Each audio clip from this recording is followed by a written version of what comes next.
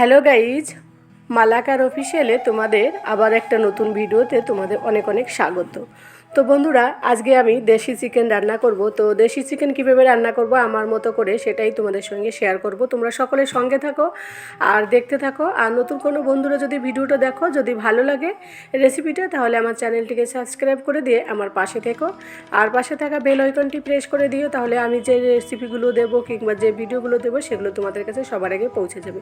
তো বন্ধুরা, এখানে দেখো একটা দেশি চিকেন মুরগি কেটে ধুয়ে পরিষ্কার করে নিয়েছি। আর সাইডে মশলাগুলো রেখেছি যেগুলো দেবো আমি। তো আমি হাতে মেখে রান্না করব। হাতে মেখে রান্না করলে এই সাবেকি আমলের এই হাতে মেখে রান্নাগুলো না বেশ খেতে বেশ ভালো লাগবে। তো তোমরা একটু ট্রাই করে দেখো। তো দেখো আমি কীভাবে রান্না করছি, মানে রান্নাটা করব সেটাই তোমাদের সঙ্গে শেয়ার করছি।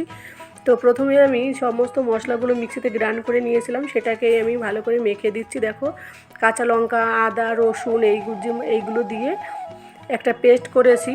তো সেই পেস্টটা দিয়ে ভালো করে মেখে নিচ্ছি। কিন্তু গোটা জিরে আমি দিইনি, কারণ গোটা জিরের গুঁড়োটা দেবো, ওই কারণে গোটা জিরে মিক্সিতে দেওয়া হয়নি। আর এইদিকে দেখো শুকনো লঙ্কাও দিয়ে দিলাম 1 চামচ কালারের জন্য। আর এই দেখো সর্ষের তেল দিয়ে আমি এবার ভালো করে মেখে নেব হাতে। আর এই সাবেকি আমলের হাতে মাখা চিকেন রান্না খেতেও বেশ ভালো লাগে। তো প্রথমে আমি খুন্তি দিয়ে ভালো করে মেখে দিচ্ছি এই কারণ কারণ কাঁচা লঙ্কা বাটা, শুকনো লঙ্কা গুঁড়ো অনেক কিছু দিয়েছি, তো হাতটা জ্বলতে পারে, ওই কারণে আমি একটু প্রথম দিকে চামচে করে মেখে নেব, মানে খুন্তি দিয়ে তারপরে আমি হাতে করে মেখে নেবো। আর দেখো মাংস থেকে এমনিতেই জলটা বেরিয়েছিল নিচে, আমার আর খেয়াল ছিল না, তো তার মধ্যে দেওয়া হয়ে গেল, কোনো অসুবিধা নেই যদিও।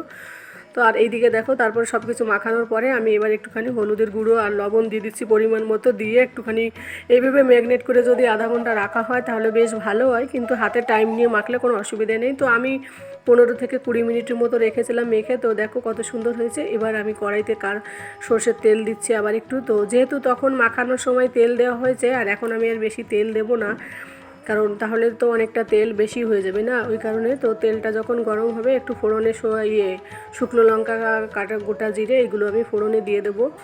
তো ফোড়নে শুকনো লঙ্কা দিলে বেশ একটা গন্ধ থাকে, তেজপাতা ফোড়ন, তারপর গোটা জিরে এইগুলো। তো এইগুলো যখন ফ্রাইটা হবে ভালো করে, তখন ব্রাউন কালার, তখন আমি যে মাংসটা ম্যাগনেট করে রেখেছি সেটা আমি এর মধ্যে ঢেলে দিচ্ছি। তো এই দেখো বন্ধুরা, ঢেলে দিয়ে এবার আমি ভালো করে একটুখানি তেলের সঙ্গে মিশে দেবো। খুন্তি দিয়ে মিশে দেওয়ার পর কিছুক্ষণ পরে আমি ঢেকে দেবো। ঢেকে রান্না করব, যেহেতু দেশি চিকেন রান্না করতে একটু সময় লাগবে। তো ভালো করে মিশিয়ে এবার আমি দেখো ঢাকনা দিয়ে ঢেকে দিচ্ছি। আর ঢেকে দিলেই জলটা বেরিয়ে যাবে, আর গ্যাসটা কম করে দেবো এই কারণে, তো যাতে আর কি মাংসটা ভালো করে কষানো হয়। আর এইদিকে আলু রেখেছি ধুয়ে কেটে, যেহেতু দেশি মুরগি, তো আগে থেকে আলু দিলে আলুটা অনেকটা নরম হয়ে যাবে, ওই জন্য আলুটা আমি একটু পরে দিলাম। যখন দেখলাম মাংস থেকে অনেকটা জল বেরিয়েছে, মাংসটা অনেকটা কষানো হয়েছে, তখন আমি আলুটা দিলাম। আগে থেকে দিলে আলুটা বেশি গলে যাবে, ওই কারণে। তো তোমরা পারলে আলুটা স্কিপ করতে পারো। অনেকে আবার মাংসতে আলু খায় না, তারা দেয় না, কিন্তু আমার খুব ভালো লাগে, তাই আমি মাংসতে আলুটা দিই। মাংসের আলুটা আমার খেতে খুবই ভালো লাগে, মানে আলুর দমের মতো লাগে, ওই কারণে আমি আলুটা দিই। তো তোমরা না চাইলেও নাও দিতে পারো। তো যাই হোক বন্ধুরা, দেখো মাংসটা আমার কষানো হয়ে গেল। এবার আমি এখানে একটু ঝোল দিয়ে দেবো। মাংসটা সুন্দর করে কষানো হয়েছে আর বেশ গন্ধ বেরিয়েছে। তো সঙ্গে থাকো আর দেখতে থাকো, কেউ ভিডিওটা স্কিপ করো না। তারপর দেখো বন্ধুরা, আমি একটু জিরের গুঁড়ো দিয়ে দিলাম। যেহেতু আমি গোটা জিরে মিক্সি গ্রাইন্ডে দিইনি, ওই কারণে আমি গোটা জিরে দিয়ে রান্না করছি। গোটা জিরে মিক্সিতে পাউডার করে রেখে সেই পাউডার দিয়েছি, তারপরে ঝোল দিলাম, আর কালারটা কত সুন্দর হয়েছে। তো ফাইনালি আমার রান্নাটা কমপ্লিট হলো। এখন আমি গ্যাসটা আস্তে আস্তে স্লো করে দিয়েছি, এবার আমি বন্ধ করে দেব। তো এইভাবে গরম গরম ভাতের সঙ্গে দেশি চিকেন রান্না খেতে খুবই ভালো লাগে, আর কালারটা খুব সুন্দর হয়েছিল বন্ধুরা। তো ভিডিওটা কেমন লাগলো অবশ্যই কমেন্ট করে জানিও। যদি ভালো লাগে আত্মীয় পরিজন বন্ধু বান্ধবের কাছে ছড়িয়ে দিও, শেয়ার করে দিও। তোমরা সকলে ভালো থাকো। পরাঠা, রুটি, গরম গরম ভাত, যেটার সঙ্গে তোমরা এটা খেতে পারো বন্ধুরা। তো সকলে ভালো থাকো, পরবর্তী ভিডিওতে দেখা হবে। আজ এই পর্যন্ত,